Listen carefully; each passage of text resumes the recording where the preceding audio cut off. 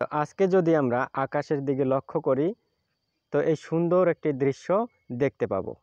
তো এই যে ছোট্ট আলোটি এটি হচ্ছে চাঁদ এবং চাঁদের উপরে যে নক্ষত্রটি দেখতে পাওয়া যাচ্ছে সেটি হচ্ছে আমাদের শুক্র গ্রহ। তো এখন আমরা এই চাঁদ এবং এই শুক্র গ্রহকে জুম করে দেখব। তো এই হচ্ছে আমাদের চাঁদ। আজকের তিথি হচ্ছে কি শুক্ল পক্ষের চতুর্থী তিথি।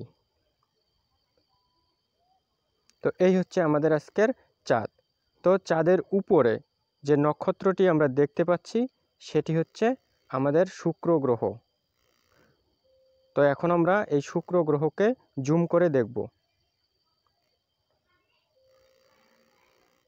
তো এই হচ্ছে আমাদের আজকের শুক্র গ্রহ। তো এই রকম দৃশ্য প্রতি মাসে একবার করে ঘটে থাকে। তো চাঁদ এবং শুক্র গ্রহ রয়েছে কি এই কুম্ভ রাশিতে। তো এই যে ছবিটি আমরা দেখতে পাচ্ছি তো এই ছবিটিকে বলা হয় কুম্ভ রাশির যে ছবি বা নক্ষত্রগুলিকে যুক্ত করলে যে আকৃতি পাওয়া যায় সেটিকে বলা হয় কুম্ভ রাশি। তো চাঁদ এবং শুক্র গ্রহ আজকে রয়েছে কি কুম্ভ রাশিতে।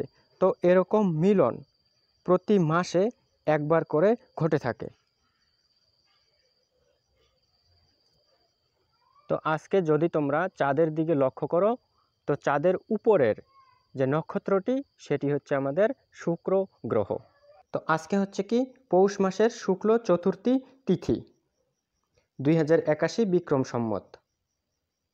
তো এখানে তোমরা সূর্য উদয়, সূর্য অস্ত এবং চন্দ্র উদয়, চন্দ্র অস্ত এবং এই চতুর্থী তিথি কতক্ষণ পর্যন্ত থাকবে সেটি দেখতে পারো।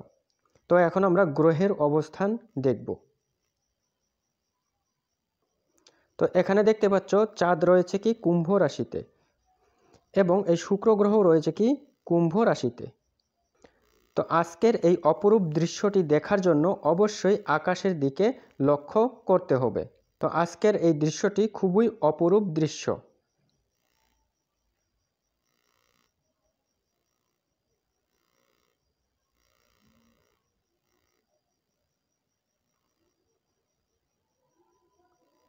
তো thanks for watching the video.